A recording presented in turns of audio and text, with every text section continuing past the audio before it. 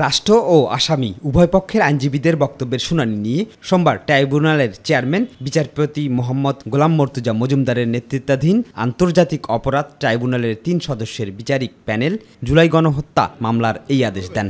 আসামি চৌধুরী আব্দুল্লাহ আল মামুনকে আজকে ট্রাইব্যুনালে হাজির করা হয়েছিল। আগামী 10 জুলাই 2025 তারিখে অভিযোগ গঠনের শুনানির উপরে আদেশের জন্য দিন ধার্য করা হয়েছে। সেদিন অভিযোগ গঠন হবে কি হবে না এটি নির্ধারণ করবে ট্রাইব্যুনাল। অভিযোগ গঠনের শুনানিকে ঘিরে সাবেক আইজিপি চৌধুরী আব্দুল্লাহ আল মামুনকে ট্রাইব্যুনালে হাজির করা হয়। মামলার অন্য 2 আসামি পলাতক থাকায় আদালতে হাজির করা সম্ভব হয়নি।